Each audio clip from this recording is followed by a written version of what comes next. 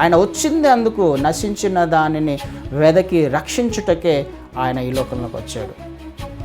ఎవరు నశించిన వారు కదండి? నశించిన దానిని వెదకి రక్షించుటకు క్రీస్తు వారు వచ్చింది వెదకి రక్షించడానికి. నశించుచున్నది ఎవరు? ఎవరి ఆలోచనల చేత ఎవరు నశిస్తున్నారు? నేను నశించిపోతున్నా, మానవ జాతి నశించిపోతుంది.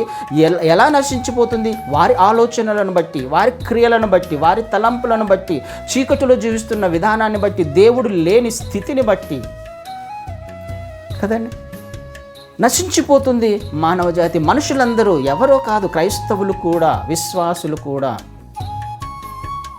క్రీస్తు వారిని ఉన్నవారిని ఉన్నట్టుగా తీసుకోవడానికి ఎవరు ఇష్టపడట్లా. ఆయన మార్గములు ఏవైతే చెప్పాయో అందులో నడవడానికి ఎవరు ఇష్టపడట్లా.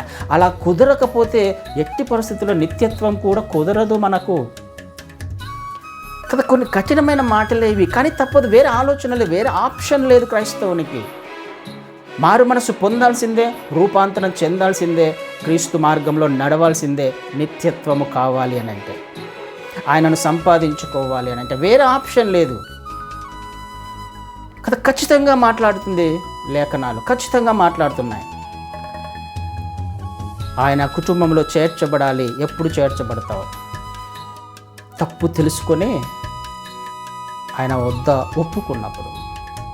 ఒప్పుకున్న క్షణమే ఆయన నీ జీవితంలో, నా జీవితంలో పని చేస్తాడు. యథార్థంగా ఒప్పుకున్నప్పుడు, నిజముగా ఒప్పుకున్నప్పుడు. కానీ మనంతకు మనమే ఈ లోకంలో కొన్ని ఆలోచనల చేత, కొన్ని విషయాల చేత బంధింపబడ్డాం, నశించిపోతున్నాం. ఈ విషయం ఆయనకు తెలుసు. నశించిపోతున్నారనే ఆయన వచ్చి అద్భుతమైన ఒక కార్యాన్ని చేశాడు. ఈ కార్యం అర్థం కావట్లేదు ఎవరికి. ఆయన చేసిన త్యాగం అర్థం కావట్లేదు ఎవరికి.